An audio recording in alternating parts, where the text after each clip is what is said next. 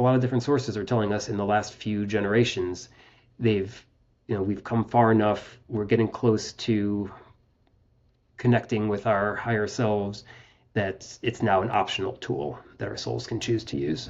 So it's available to us. We can experience it. We can sign up for different lessons using karma, but we can also choose to just let it go and forgive ourselves and move on. Sometimes you just make one of the decisions and you have to just let go and move on and just know the other decision is out there. It's not gone. You're just not experiencing it right now. But it's like you can, and it's all part of that web of experiences that we're here for. Like you're also here to produce the result of the decision you didn't make, which is just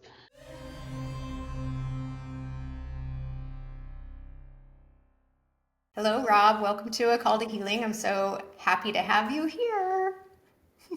thanks. Glad to be here. Awesome. So, a lot of the people I've interviewed so far, I know personally and very well. And you're one of the first that I'll be interviewing that I don't actually know your healing story. I'm just a big fan of the documentary Unlocking the Soul that you've produced, and Unlocking the Soul too, and a bunch of other stuff, which we'll get into. So, I would love to hear your story, your background, where you grew up, kind of what led us up to who you are today. Sure. Yeah. Thanks. So I'd say it all started really when I was a teenager. I used to always be interested in learning about ESP and then the occult. Anytime I went to the bookshops, that's the section I would spend all my time in. I used to experiment with self-hypnosis was one of my first areas that I really gotten interested in. I found it very, very successful as far as visualizations and being able to bring about actualization of things that I would focus on. But then more recently, probably about a dozen years ago or so, I got into Buddhism, was really my next way into this. And it was at a time in my life that I was really looking for something else to focus on. I had some personal issues I was dealing with, and I found Buddhism was just I just opened up a whole door for me for realizing what the mind is, realizing what the ego is, realizing that I was very egocentric compared to where I should be, and it really allowed me to make some changes in my own life.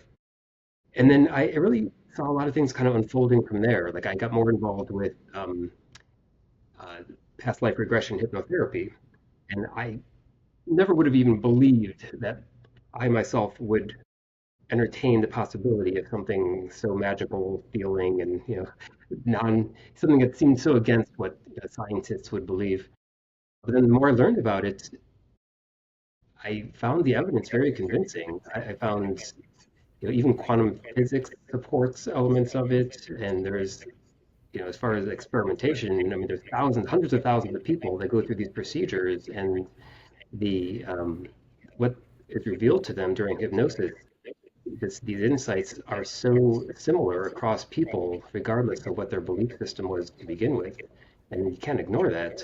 And people are seeing actual findings that cure them and give them health outcomes that are more positive, and giving them information that explains things, giving them views of the afterlife and the interlife that is consistent, whether they have different religious beliefs from each other. So I just found that evidence so overwhelming that I really got excited about it then. Yeah, since then I've been just kind of going further down the rabbit hole and felt like I needed to share a lot of my findings through my videos.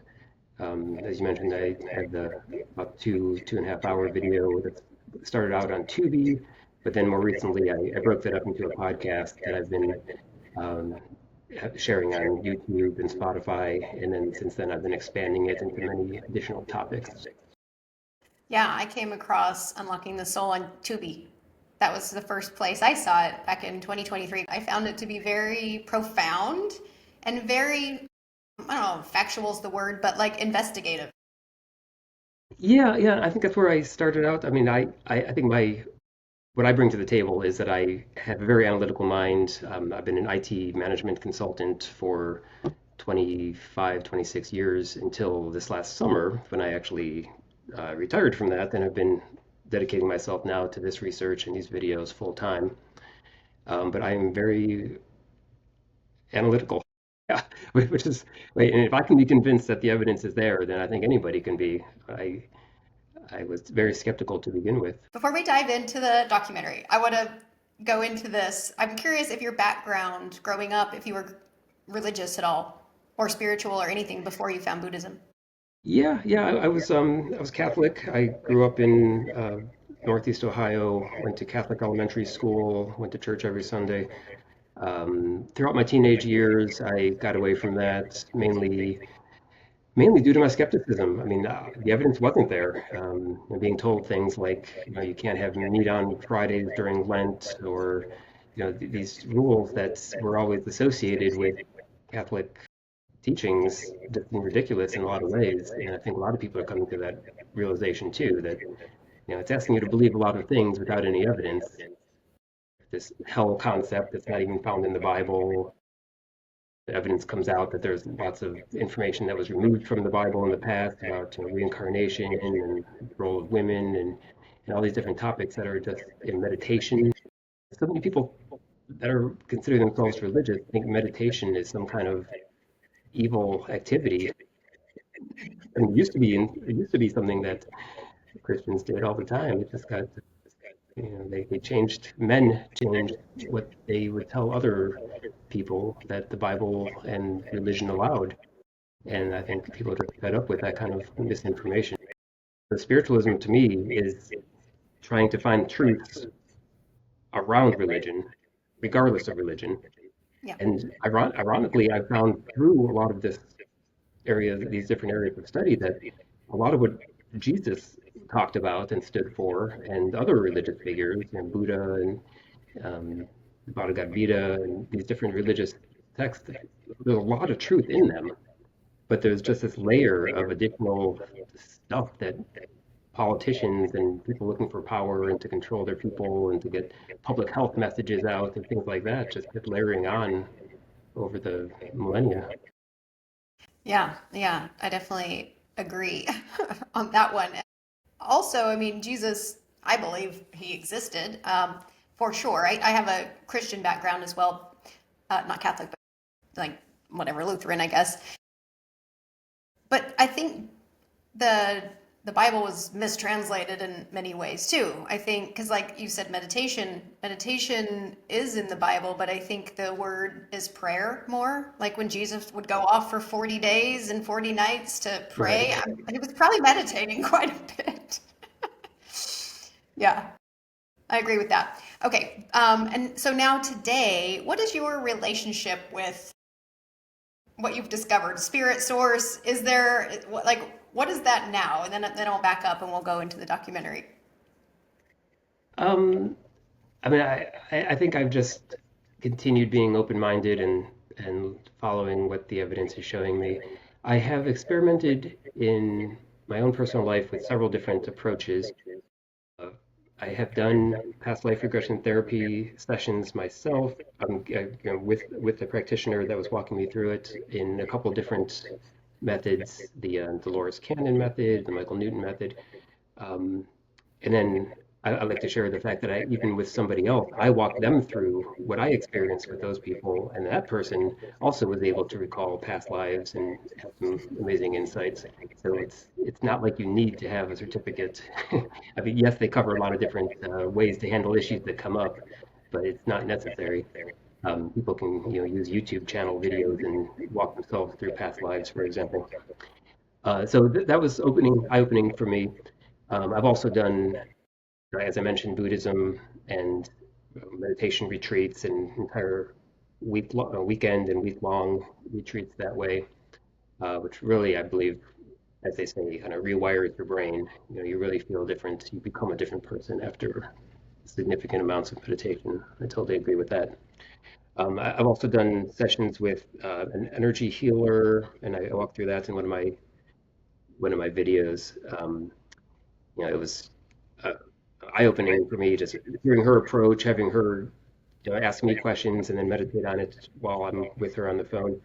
Done two different approaches actually. One was a more kind of modern approach. This woman, Barbara Buck, out of Washington State, I believe, and she walked me through understanding energy blockages based on emotions that weren't processed and how those can cause blockages in your, your etheric body that prevents healthful energy from getting to your physical body.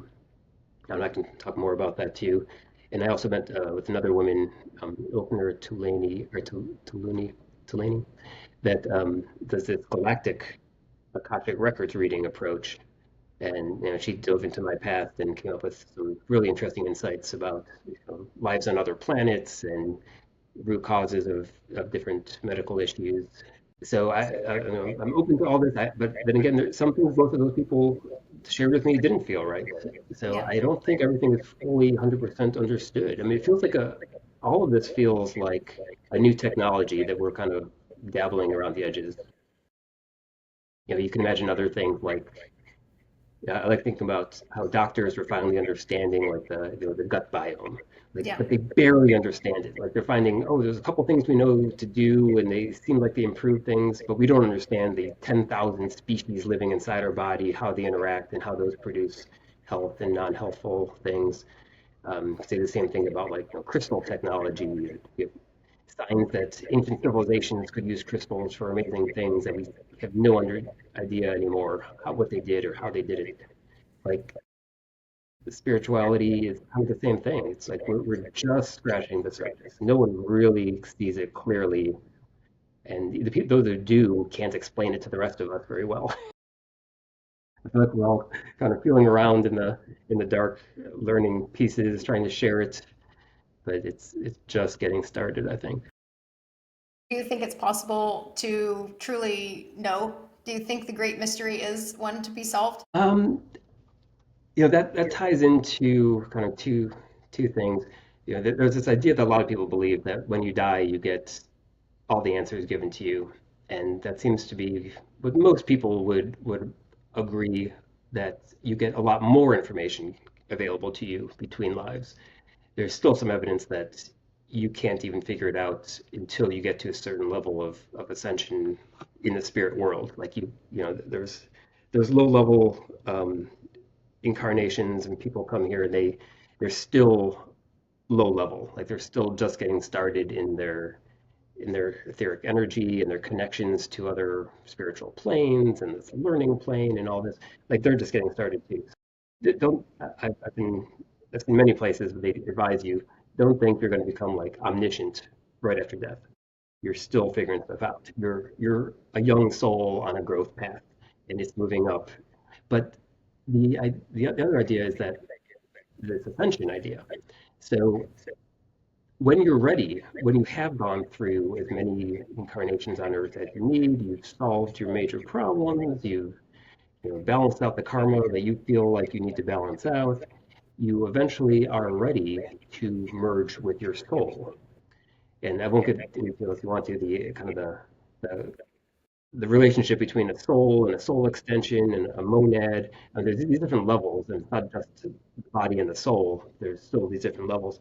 But the idea is that once your body and your incarnate version of your soul's energy that's in this body is ready, it gets sort of brought up into the soul, and then you get kind of done with that whole schoolhouse of Earth and ready to move on to the next thing.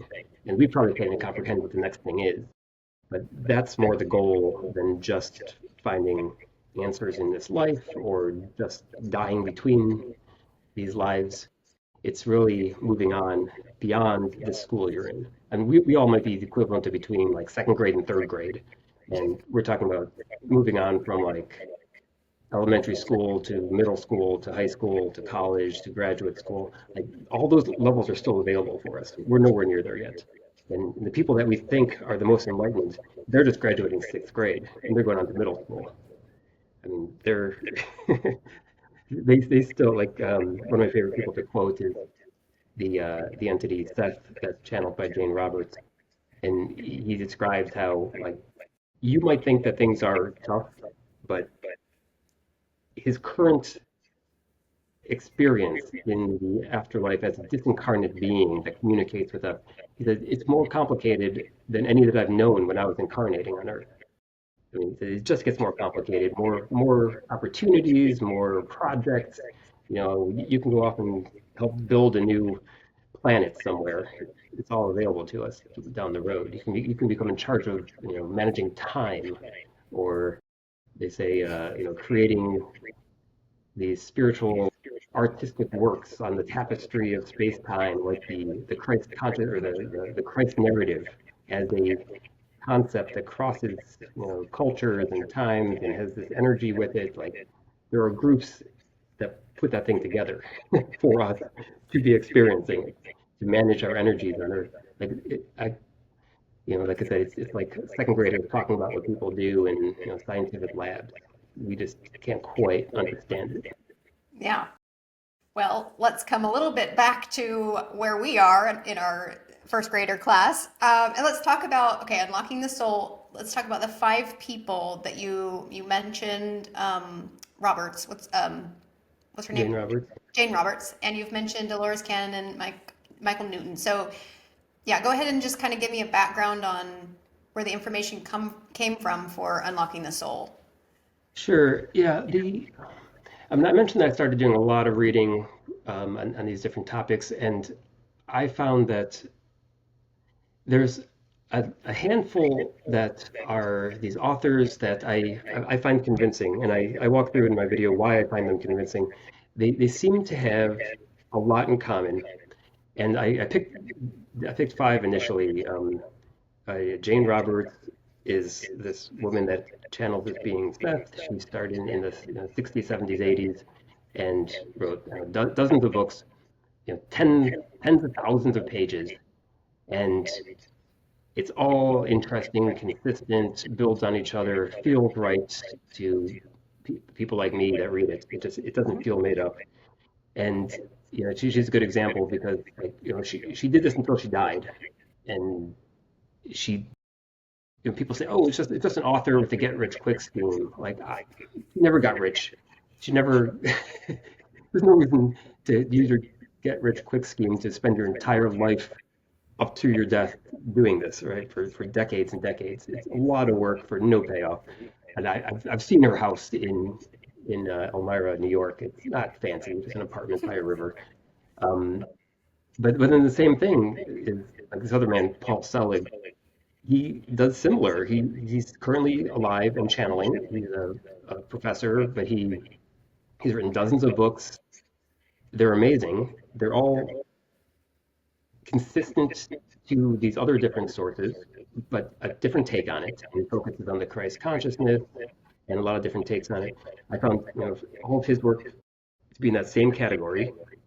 But then also like Dolores Cannon and Michael Newton, they both do very similar things. They both independently came up with past life regression techniques accidentally. They both stumbled upon it. They both, actually, you could say all four of these people I've mentioned so far, they stumbled upon it. They did not go looking for this. Um, these, Dr. Newton's famous example was he was doing regression hypnosis on someone, like he often did, asking them to try to figure out the source of pain in their bodies. And he walked this man through his experience about why his shoulder was in pain.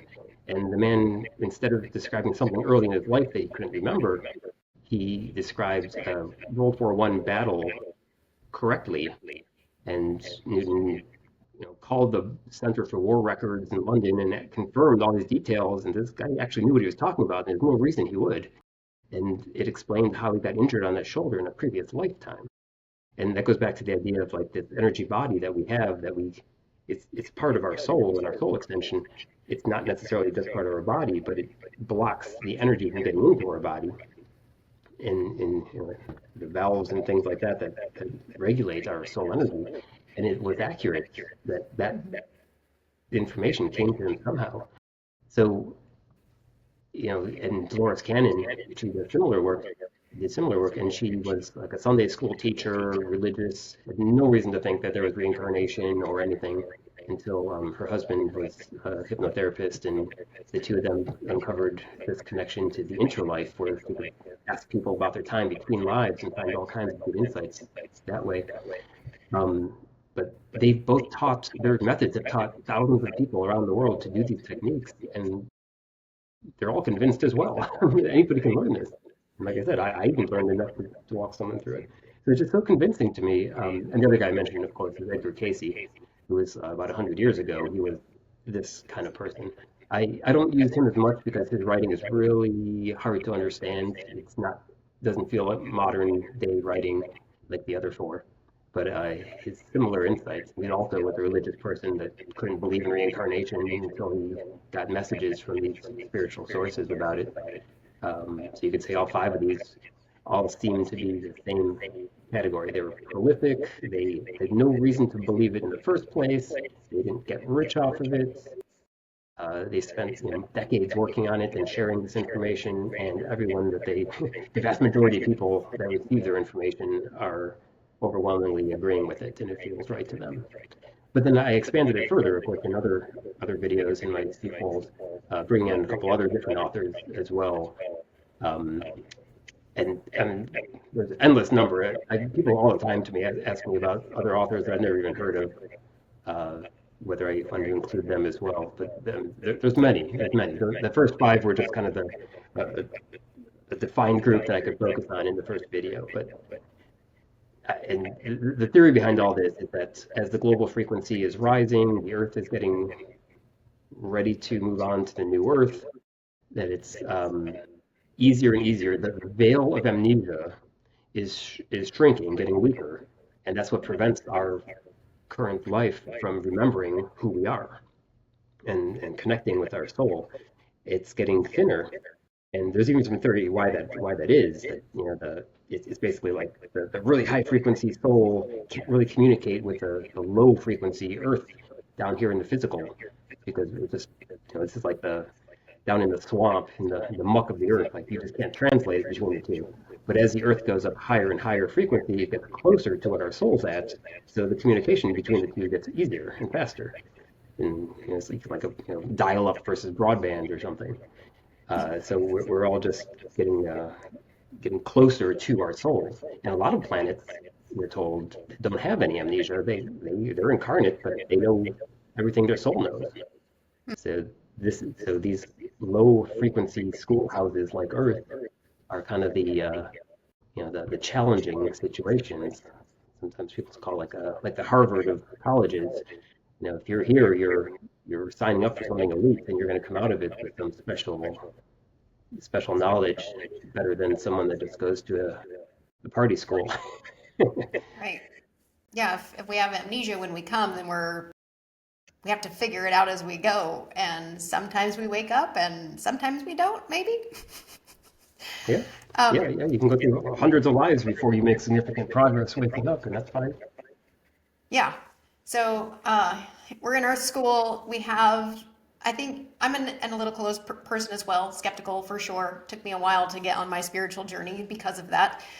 So we have these five people, you've done a lot of research on them, and you create this documentary, and it's about the soul's journey and who we are. And so, yeah, I don't want you to necessarily, I want people to go watch the documentary. I share it all the time. It is 2.5 hours. It's a lot. It's heavy. You don't just like do something and watch that. You've got to watch it and pay attention because there's a lot of information in there, but it's all very good. So let's start like at the end. Like, why are we here? Why are we human? Why does Melanie exist? Why is Rob here? Why is anybody here? Because I think unlocking the soul kind of gets you there. But what is the purpose of life? Yeah, yeah. I mean, that's definitely the question. So, and I guess you have to start at the beginning. Start wherever you want. In the beginning, there was God. A lot of people don't like to use the term God. Another way to say it is all that is. And even if you say it's all that is, and that does help us visualize the fact that we're part of it as well, there's this idea that it also has some sort of logic and like a logos is the term they use. Like it has a personality. All it is a personality. Every level down the hierarchy has a personality. The earth has a personality. We have a personality. So at this God level, say everything we were told is correct. God wants to be perfect, wants to be everything, wants to experience itself, wants to experience every possible thing. We are part of making that happen. So if this personality of God decided that it needed to experience. It decided it needed this duality because you can't really experience anything without duality.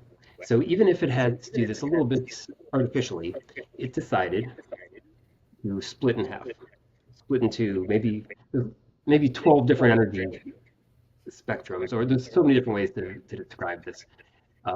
It basically split for the purpose of experiencing. And then it split again and again and again in these different ways.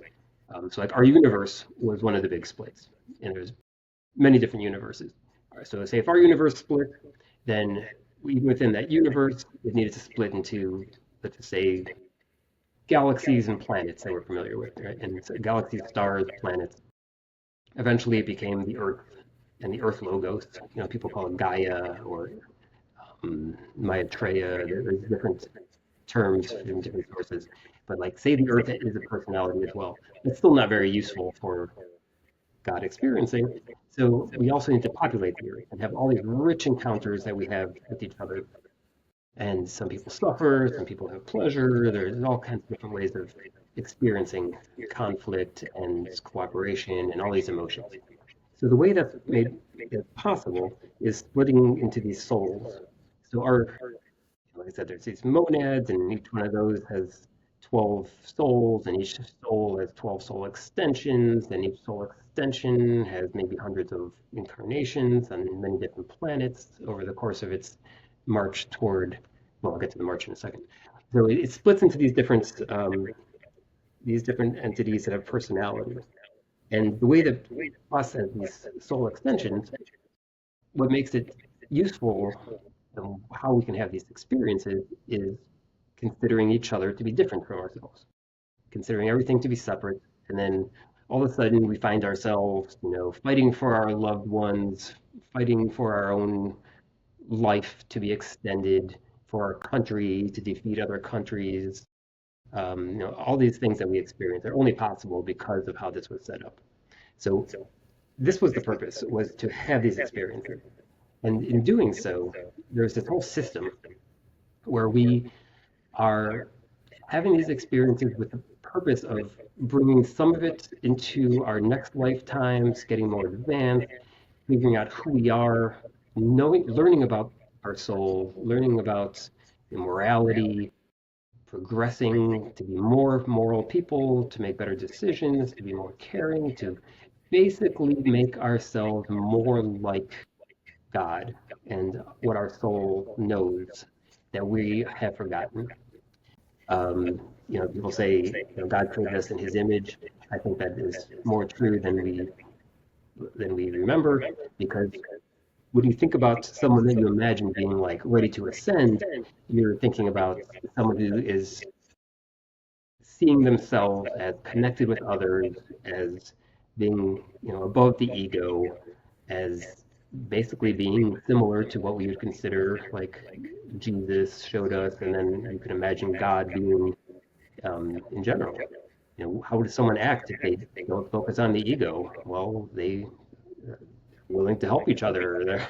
They're not super greedy. They're not gonna road rage on someone that cuts them off. They're gonna say, oh, that person might be having a bad day. I might do that too in their situation, and they're gonna move on. They're not gonna have attachment so much. They're gonna let things go. And we're in first grade. So we have lessons to learn. We're here to learn lessons. We're not here to have this beautiful, perfect life, right? We're here to trip and fall, skin our knees once in a while, and learn some things. Right, right. And one thing that really blew my mind to think about in one of the Seth books, he talks about how, I think it was Nature of Personal Reality. He talks about how we, in the afterlife, in our, on the spiritual plane, when we're reviewing our lives, you can experience every branch of the multiverse, of these probable different realities that can branch off from every decision you made. Like, you don't have to come down right afterwards and make another incarnation life. You can spend some time just going through and saying, what if I did choice B instead of choice A? What if I stopped and helped that person on the side of the road? What if I didn't divorce that person? Like, whatever decisions there are in your life, you can go through the other branch and just live it for another 80 years and just experience everything that would have happened. And all those experiences are part of what gets moved up the chain back to recombining with God and sharing those experiences with all that is. So it takes some of the pressure off you to make good decisions. Like, yeah, you're not perfect, but sometimes you just make one of the decisions and you have to just let go and move on and just know the other decision is out there. It's not gone. You're just not experiencing it right now. But it's like you can, and it's all part of that web of experiences that we're here for. Like you're also here to produce the result of the decision you didn't make, which is just hard to wrap our head around. But Yes. So we're here. I'm having a Melanie experience, but I could have other Melanie experiences that just made a different decision. And then our soul, right, the interlife, we have an actual soul that's really on the long journey. Melanie's just on the short journey and she has maybe some different fractals that she can like try out. But our soul has its own journey. Can we go into kind of that, like after I die and or someone dies, their soul goes up to, are you calling it interlife? That's the term you use? yeah, Yeah. yeah. And then of course, I haven't touched on it in this discussion, but there's I mentioned earlier about how people that explore this interlife through regression and meditation in various ways, near-death experiences, of course, is another big one. They describe this common set of stages, right? One of the things I did find convincing is when they describe what happens after incarnation ends, after death. There's a this like I can't remember if it's 7 steps or all these different steps that you go through. So like you review the last life and you well first you cross over, right? So you're greeted by other souls that you're close with. They could be people from past lives. They could be people from the current life because it's really at their soul level that they're greeting you, and they could take on the guise of a recent life while you're still getting adjusted, and you'll help you recognize them. But they could be people from 2 or 3 lives ago. You could have a primary soulmate that you are taking a break from this life. You might not even have them in this life, and that's okay. They're still there waiting for you. They're still supporting you. Maybe you'll be together in your next life. Maybe not. And then after this greeting, there's a orientation period where you're you're slowly this veil of amnesia is slowly dissipating. You're remembering who you are. It doesn't all happen in a flash. That'd be overwhelming. It's kind of a slow adjustment, and there's these like experts that can help you if you're stuck. Some souls don't move on right away, and they need someone to help kind of coax them to merge with the light. And they can eventually start to see things more clearly, but you get like an energy shower that helps clean off the experiences that harmed you. You could have psychological trauma from the previous life that you have to get rid of. Um, and then eventually you remember who you are, and then you can meet with your spirit guide, and you do a more formal review of your past life, and this is where you can like take other paths if you want, or you can just remember different things, or kind of like the It's a Wonderful Life thing where the guardian angel Clarence comes down and shows the guy what would have happened if he would have killed, if he would have killed himself, if he was never in that life, and see all the effects that he had on different people that he ever met. Like you can actually review all that now that you're kind of a step back from your ego and your biases and all. And you can decide, and the purpose for doing all this is not punishment. It's to decide where you're at, what you want to try to work on your journey. It kind of gets back to the healing idea. Like you can see like what are my damages? What do I want to work on? And then you actually make decisions. There's actual formal steps where you meet with a council of elders that your guide helps you with a little bit, but you meet with these elders and you talk about your last life and what you think you got out of it, what issues you want to work on.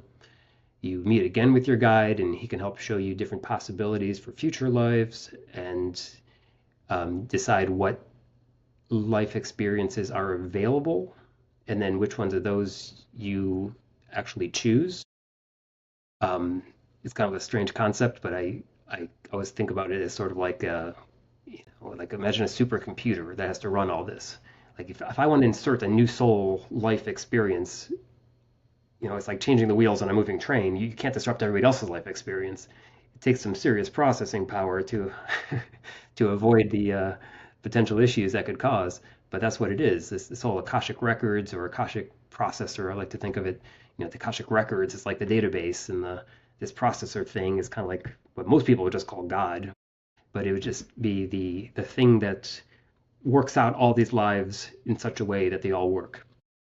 So this, working with your guide, you pick an option that wouldn't be too disruptive for a next lifetime. You get a preview of it. You get to see. Like, I like to think about it like watching a CD, well, more like a DVD, and you're fast forwarding through it, and it's showing you like one out of every 100 frames, and just so you can kind of tell where it's at, but you can't really tell how the plot's going. It's not supposed to give anything away, Mm. but it's supposed to show you enough that you can decide that it'll be a useful life. And then once you choose it, then you meet with the council of elders again, and you know talk about what you're hoping to experience, and you get kind of their buy-in. But it's still collaborative. I mean, you still get to make the final decision with all of their input. Some people think that you're forced to do incarnations, and everyone basically says you're not. It's collaborative. It's like going from second grade to third grade. I mean, you don't have to. If you want to change schools, or in high school you want to drop out, I mean, you can make those decisions, but there's still, your guidance counselor is still going to really encourage you to stay in school, and there's a lot of momentum to go from 10th grade to 11th grade, not to drop out. So it's kind of like that. And then you work out all the logistics, the details with these other souls that are coming in, and try to figure out what roles you're going to play in people's lives. You could say like love at first sight might be an example of meeting someone that you're meant to play a significant role in. And that person might be a member of your soul group that is, working with you from all these lives. Sometimes you see a signal like, one thing caught your eye about somebody, and then you just kind of knew you needed to talk to them. Or and then eventually you work out all those details. You got the buy-in from the elders. Your guide helps you pick the life, and then you just incarnate into this lifetime. And then you get your amnesia, and then you're born again. Um, Yeah. and that description, like those stages I just described, those are the things that I was saying, that whether someone is religious or not religious, or Christian or Jewish or Buddhist or Islam, they seem to describe all these different steps when they have these deep hypnosis sessions or near-death experiences, or whatever helps them remember that time period. They Yeah. describe those phases. Yeah, I think it's important to just really hammer that for the people that aren't familiar with Michael Newton's work or Dolores Cannon specifically. I actually haven't read Edgar Cayce and all the other ones.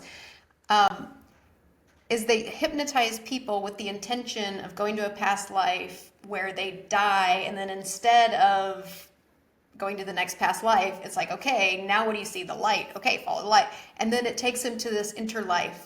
And thousands of people over many thousands of hypnosis sessions have put these pieces together. There's even like colors of souls, and there's like, what about pets? And it's super interesting. So I know, Rob, you're not just making this up, or you don't just know this. This is like all the Oh, right, information right, is right. there from these people that have either channeled. I'm sure some of the information comes from channeling, but the hypnosis to me is one of the most, and where thousands of people say the same thing with different religious backgrounds, different intentions for going into the work, and not having prior read the research or the sessions, and it's just coming up naturally.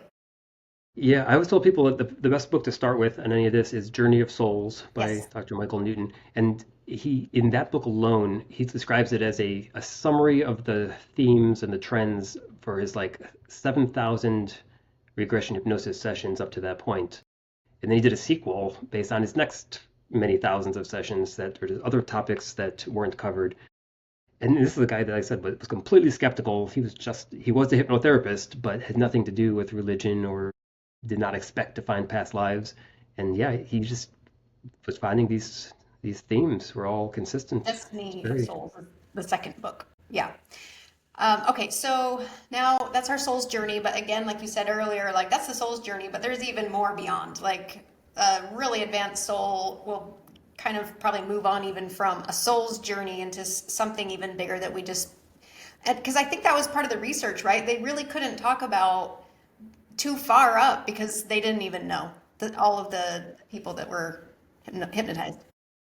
Yeah, yeah, exactly. And then that's one of the evidences that that these people talk about is that under hypnosis, it's basically considered impossible for someone under hypnosis that's really under to deny answering a question and say like I'm not going to answer that one because it takes a whole nother level of your brain to like say you know that information is not something that you're able to hear right now. But in these regression hypnosis sessions, that happens all the time. If you ask about like the future, they might actually say verbally like while they're under hypnosis saying Rob's not ready to hear that information yet. Like that's that's unheard of in normal hypnosis, but it's evidence that this soul level is involved and knows what's best for the person who's talking, who's under Yeah, and hypnosis.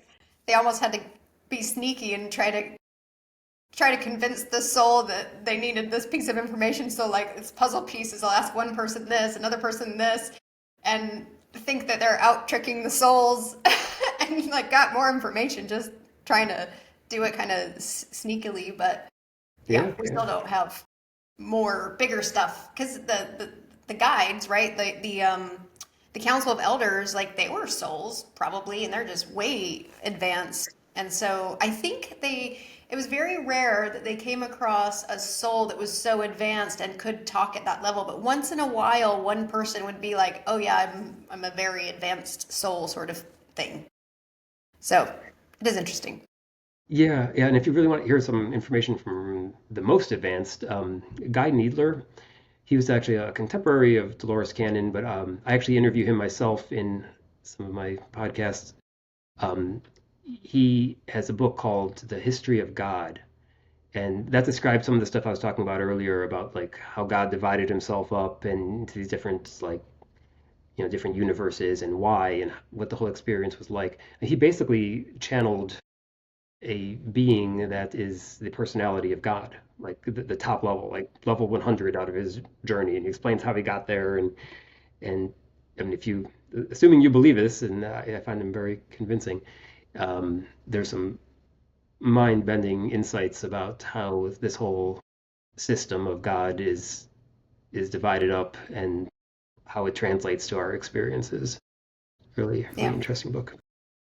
Yeah, and I don't know if we'll ever really understand it, but I want to talk about spirituality, knowing this stuff, and how does that help a person that may be depressed, or they may be stuck in a victim mindset, or they may be wondering what the heck is it even worth living, sort of a thing. Like some people need real healing, trauma, PTSD. They're stuck in a loop. They have some program they're running and they don't even know it. And a lot of those people might be listening, so they listen here for tools and modalities to heal.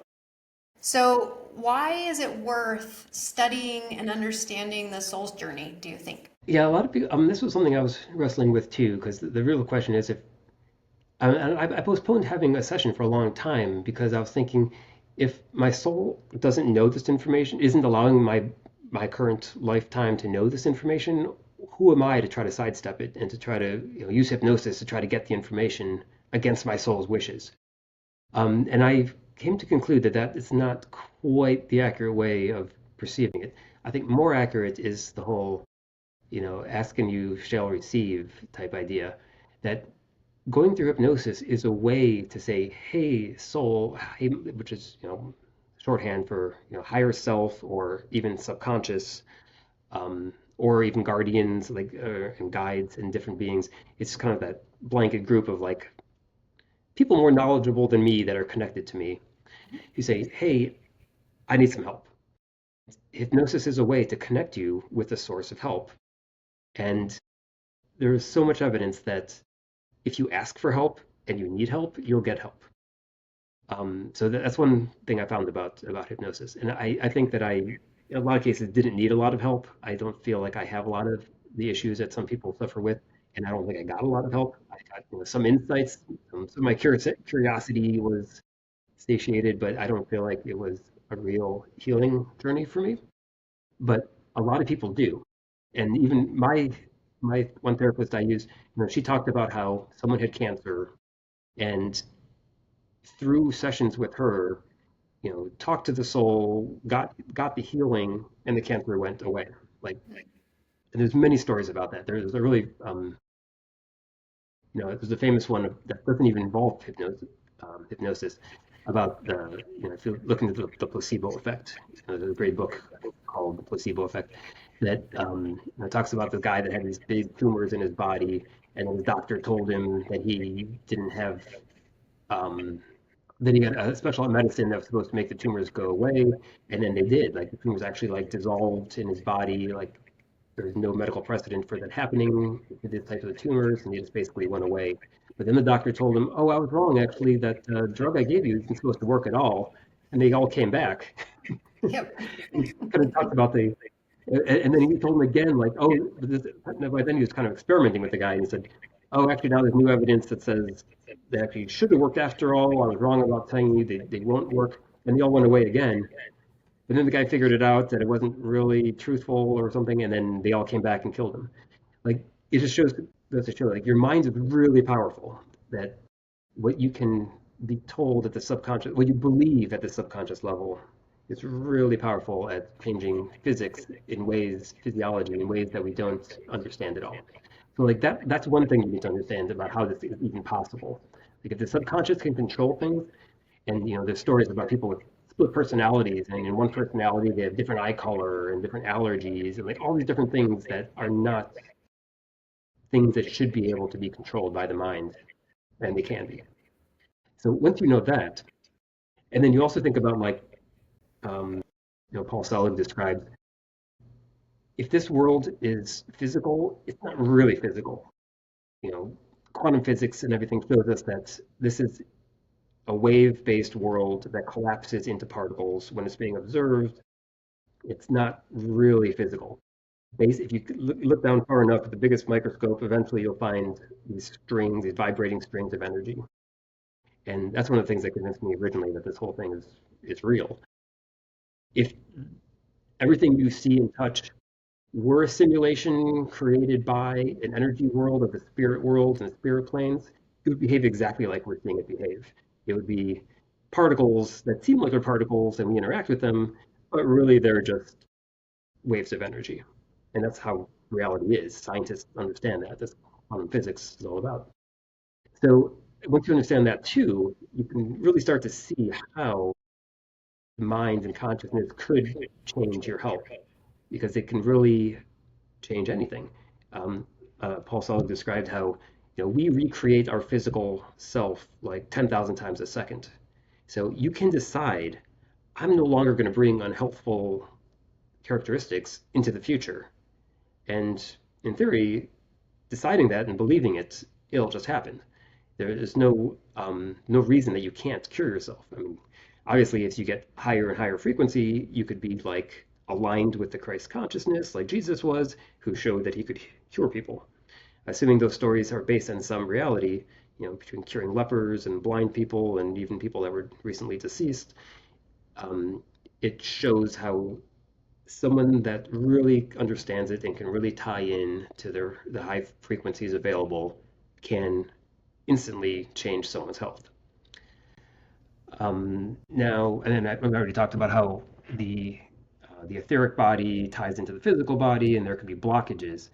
Another big thing people need to understand is these unprocessed emotions are the cause of a lot of our trauma, a lot of our pain, a lot of our disconnect between our perfect spiritual energy available to us and how it's manifesting in the physical. And you can address those.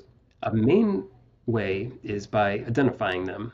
And that's probably the hardest way because these are things that we spent our lifetimes covering up and repressing.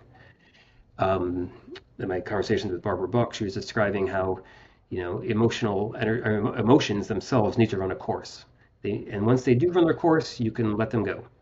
But so often, instead of letting them run their course, we repress them, we pile on other emotions, we rationalize them. You could spend your whole life feeding an emotional situation instead of letting it go.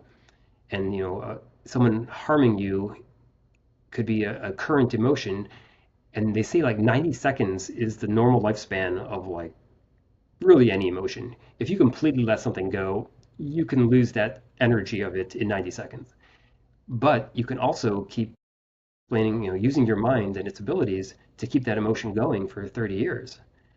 And I mean, why would you do that? It sounds insane. It is insane, but yet we all do it all the time. Um, and when that happens, those become these blockages. And you, the main way is to identify them. And there's lots of visualization techniques and therapy techniques to basically, take that emotion and let it go. I mean, to face it, to say I'm okay, to forgive yourself, to forgive the other person is a big part of it. Forgiveness is key. Gratitude is another key. Like these big emotions are just like the antidote to so many repressed emotions. And having those cleared is the solution that a lot of people need. Yeah. She told me that a lot of people come to energy healers to try to, they think they have like a parasite or a possession or a demon or some type of external entity that's sapping them of their energy. And she said, so often that's not true. So often it's just these emotions they need to deal with. And she can help, energy healers can help clear someone temporarily, but if the underlying root cause isn't addressed, it'll just keep coming back. So it doesn't really cure them. Yeah. Yeah, the Body Keeps the Score book, Vander Kolk, that one, big one, somatic, moving, releasing, crying, yeah, all the Mm. purging, everything, yeah. It is spiritual because it is our mind, and I would say for spirituality, understanding the soul's journey and knowing that it is infinite, right? So we have our soul's journey. We can maybe wrap our mind around that, especially after watching your documentaries.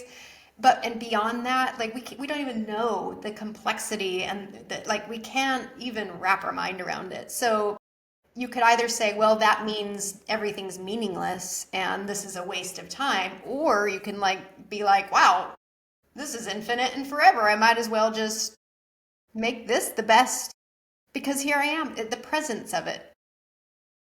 Yeah, I like to explain like I mentioned karma a few times, and people get really wrapped up around the meaning of that. One thing that helped, I think it ties into the conversation of a minute earlier, is that there's really two types of karma or two definitions or understandings of karma that I like to make sure people kind of see them separately. So I like to call it the lowercase k karma is just the cause of the law of cause and effect. And if you drink a lot of alcohol, you might have liver damage. If you smoke a lot of cigarettes, you might get lung cancer. If you walk in front of a car, you'll get bodily injuries. I mean, that's all just part of this physical world and how it works. And that's kind of separate from this whole idea that I would call the capital K karma, which is deciding that you need to experience different things based on previous experiences, either early in this life, like Dr. Newton was expecting to find, things that happen in this life that would need to be balanced out. If you harm somebody, you can clear that regret by being nice to that person or caring for that person or maybe even having some repercussion in your life. Like if you steal from somebody, maybe spending time in prison really does reform you because you feel like you've done your time, you paid your service. Like there's lots of different ways that karma can be repaid like that. But then, as we've seen and talked about earlier, sometimes you don't clear it in this lifetime, and then you decide in your next lifetime you want an opportunity to clear it. And that could be things like, you abuse children in this lifetime, and then you decide with your guide that in your next lifetime you want to experience abuse as a child. And that could be the lifetime you set up. And you could say, oh, that's karma. Um, or you could say the opposite. You could say, I want to care for children who are abused so I can, in my next lifetime, so I can, help pay it off that way. And then the big kind of reveal that from a lot of this that Dolores Cannon focused on a lot, but others have as well, is that you can just also acknowledge that now and say, I don't want to pay off that karma. I'm just going to forgive myself for that, and I'm going to apologize to the person that I harmed, and at their soul level, they know you're doing that as well, and presumably they're going to say, you're off the hook. We're just going to move on. You've acknowledged it. You forgive yourself. You forgive me. I forgive you. We're just going to say that that's good enough. A really interesting take on all that is that, in the old days, by like, I don't know when, before the modern age, I suppose, karma was had to be paid off by experiences, even if it was in past lives. That was just kind of like the rule of the Earth schoolhouse. And then a lot of different sources are telling us in the last few generations, they've, we've come far enough. We're getting close to connecting with our higher selves that it's now an optional tool that our souls can choose to use. So it's available to us. We can experience it. We can sign up for different lessons using karma, but we can also choose to just let it go and forgive ourselves and move on. So a lot of the healing, I think, involves coming to that realization. I mean, it's kind of like you have to, admit you committed the crime in order to be forgiven for the crime. But once you do that much, you can forgive and move on. I'm hoping that's because future lives that we get to pick from, there just aren't that many terrible ones full of karma because it is all improving. So we are just handling it amongst ourselves. So we're almost at an hour, and I want to honor your time today, but I also want to give you an opportunity. One, if there's anything we didn't talk about that you want to share, then this would be the time, or like leave with the audience. And then, of course, how people find your documentaries, find your podcast, and there's a lot more information in there. Besides the soul's journey, there's aliens, and there's ghosts, and there's all sorts of stuff they can dive into. So yeah, I'll just leave it there. Yeah, I often say that when I was in elementary school, people asked me what I wanted to be. I always said a parapsychologist because I had just seen Ghostbusters and all, and so now I'm trying to live that dream to some extent. You're doing it. Um, yeah, I mean, I'll say that one other powerful technique is, we talk about meditation some, but there's also like, mantras and words of power and things like every night when I'm going to sleep, I always use one of these chants that I got from the Paul Selig material, and he always says like, "Word I am word with my body, word I am word with my frequency, word I am word with knowing myself as word." And and he also says, "I know what I am, I know who I am, I know how I serve." And it doesn't quite make sense unless you think about like word as, I mean, it's an ancient term that I think it's referred to even in the oldest biblical things in the Old Testament and even in the Jewish Torah and all. Word is basically like a frequency. It's like the frequency of creation. God created the universe by saying words. It's the could also be thought of like the Christ consciousness, which is like this frequency of healing and creation and creativity and everything. Knowing yourself as word is basically saying, I am, I am good, I am creation, I know my frequency, I know who I am, I know how I serve. It's just a nice way to remind yourself that none of this is all that important. It's an experience. Like I tell my son's in middle school, and I occasionally remind him if he gets upset about a grade or something. I'm like, they don't want you to know this, but grades in middle school don't really matter for anything. I mean, no one's ever going to look at this after middle school, like ever. So it's okay. Just let it go. You learn something out of it. That's the important part, and that's what I think is the big message. I mean, that's what life is. It's like middle school. Things feel important, but they're not really going to harm your progress. You're still learning the lessons, and if you got a bad grade, but you learned something, that's a win. Yeah, it's beautiful. So Um, how do people find you, connect with yeah, okay. you, and So all that? so it's a little bit embarrassing that the Tubi video is still out there because I've actually improved it. I actually went through and I improved a lot of the imagery and the voices and things um, in the podcast version. So there's if you're new to all this, I would suggest you find me in one of two ways right now, which is if you go to Spotify and just search for Unlocking the Soul, it'll come up. I think I have 30 episodes now. I actually released one this week. The other main way is YouTube. That's where I actually have most of my subscribers. I've been pushing YouTube mainly because it's monetized and Spotify is not. So I think I'm up to about 3,600 subscribers there. Like I said, I have my 30 episodes, and they cover everything that's in the Tubi documentary in like the first dozen episodes. And then I have like 18 more. Ascension and the one I just released this week is about doomsday prophecies. Hmm. And it's I listened to covering, it. yeah. Waiting for Yellowstone to explode. Yeah, that one is one I postponed for a long time diving into because it made me nervous.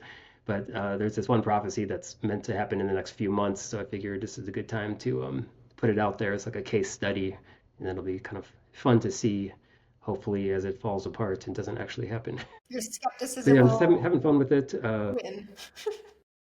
And feel free to reach out to me on, definitely in, the comments on YouTube or else on my website is you can get there through unlockingthesoul.com, or it's also officially it's called simplifyfilms.com, but they both go to the same place. And there's a place there you can chat with me as well. Simplify, CIM. CIM, yeah, thank you. CIM, like my last name, Yep. CIMP, but that would be CIMPLIFY,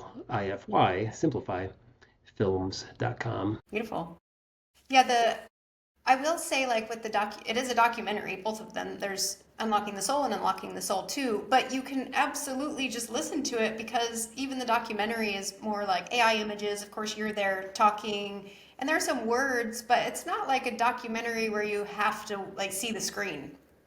Do you agree? No, no. I mean, except for the monumental amount of effort I put into what's on the screen, you don't have to look at it if you prefer. Actually, you can even listen to it on all other podcast sources, Amazon and Apple, and but those ones are all audio only.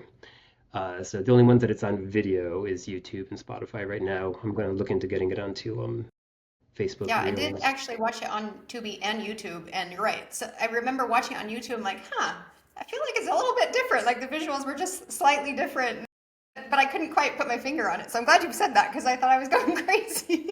Well, actually, unfortunately, I have the old version on Tubi as well because the algorithm is pointing people to it a lot more than it's pointing them to my new version. So I didn't want to delete it. So I even in the title of that one, I say, see the better version here. But people Yeah, still watch I'm it. grateful because I wouldn't have ever seen it if it wasn't on Tubi. So yeah, Yeah, yeah, it's gotten a lot of views. I was surprised everything worked out to make that happen.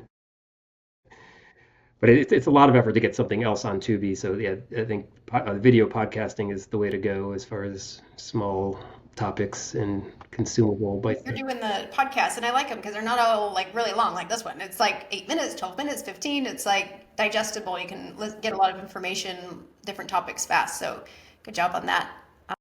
And I really appreciate your time today. I hope that we can send lots of people to your documentary and your podcast because there's a lot of really interesting information there. And I think you've done a nice job of taking like kind of an investigative reporter approach and not just a woo approach. So we have lots of woo. I'm woo, but I'm also analytical, so I can appreciate the analytical side of you. So thank you for being you. Yeah, and you as well. Yes, Yes, thank thanks you. thanks for having me. You are so welcome.